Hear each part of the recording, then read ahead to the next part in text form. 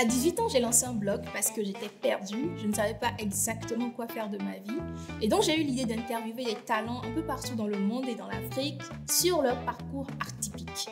Irao, puisque c'était le nom de ce blog-là, est devenu en quelques temps seulement une référence. Nous avons touché des millions de personnes dans le monde et construit une communauté dans plus de 110 pays au monde. Mais alors, une question s'est posée de la part de notre communauté. Comment fait-on pour devenir comme ces étoiles qui nous inspirent et dont tu parles autant?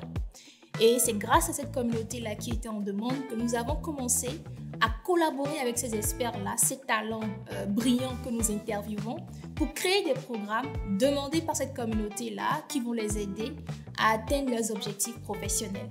Nous avons lancé la plateforme officiellement en 2023 et nous avons eu l'opportunité et le privilège de former près de 20 000 personnes, mais surtout de collaborer avec de grands noms, de grands talents africains comme Maureen Haïté de Nanawas, Moulay Tabouré d'Anka, Régis Bamba, qui d'autre encore, Suspect 95 dans la musique et plein d'autres encore. Donc aujourd'hui, pour nous, la vision d'Irao, c'est surtout d'être cette référence-là pour les talents africains et surtout de les transformer en une force pour le continent. Avant Irao, je n'avais pas de réelle stratégie, mais grâce au contenu d'Irao, j'ai appris à structurer ma vision de carrière, à identifier mes forces et à oser voir plus loin.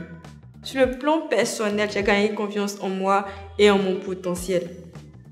Et sur le plan professionnel, j'apprends à comprendre la valeur que je peux apporter, à communiquer dessus et à me positionner pour de meilleures opportunités. Ce qui distingue Irao des autres plateformes qu'on pourrait avoir sur la place, c'est déjà sa capacité à créer des programmes qui soient adaptés aux besoins réels des talents. Ensuite, on voit clairement qu'il y a une certaine dynamique qui permet à tout participant de divers horizons, parce que pour mon cas, j'ai animé des sessions sur lesquelles on avait diverses nationalités. Ça témoigne de l'interculturalité et du caractère communautaire que comporte ce programme.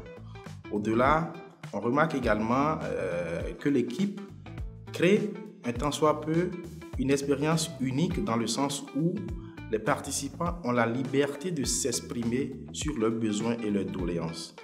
Les formateurs en amont sont outillés et accompagnés pour que les modules dispensés soient assimilables à tous ceux qui participent à ces formations.